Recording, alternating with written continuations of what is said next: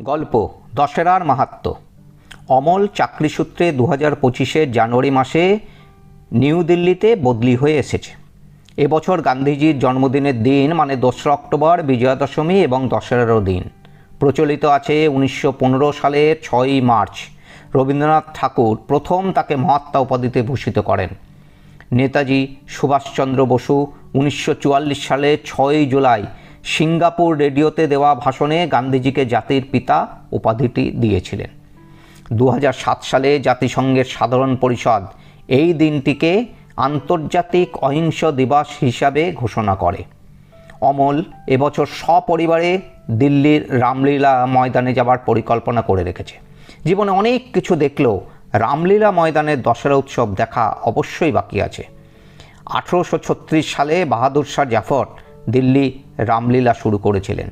উত্তর ভারতে রাবণ, মেঘনাদ এবং কুম্ভকর্ণের কুশপুত্তলিকা পুড়িয়ে উদযাপিত হয়।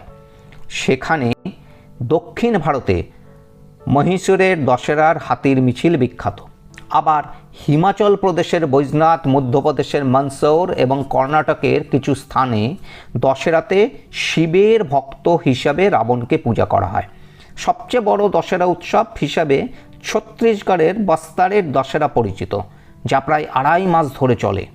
প্রতি বছর নবরাত্রির বা দুর্গাপুজোর শেষে বিজয়া দশমী ধর্ম পুনরুদ্ধার ও সুরক্ষার জন্য দেবী দুর্গার মহিষাসুরের বিরুদ্ধে জয়কে স্মরণ করে সমাপ্ত হয়। উত্তর, মধ্য, পশ্চিম ভারতীয় রাজ্যগুলিতে উৎসবটি বিজয়া দশমী শব্দের প্রতিশব্দ দশেরা নামে অভিহিত হয়, দসরা বা দশহারা। দশেরা উৎসবের মূল তাৎপর্য হলো অশুভ শক্তির উপর শুভ শক্তির বিজয় আর পৃথিবীতে শান্তি ও ন্যায় বিচার প্রতিষ্ঠার প্রতীক। সবশেষে রাবণ, মেঘনাদ ও কুম্ভকর্ণের কুশপুত্তলিকা আতশবাজির সহকারে জ্বালানো হয়।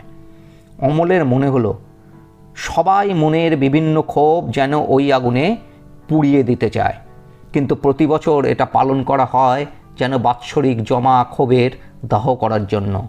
আর একটা চিন্তা মনটাকে অশান্ত করে দিচ্ছিল, এত লাখো লাখো লোকের জমায়েত হয় শুধু বিজয় উৎসব পালন করার জন্য, কিন্তু সমাজের আস্ফলনকারী বা নিশ্চুপ ধ্বংসকারী রাবণকে বধ করার জন্য বছরের পর বছর একজন রামচন্দ্রকেই খুঁজে যেতে হবে।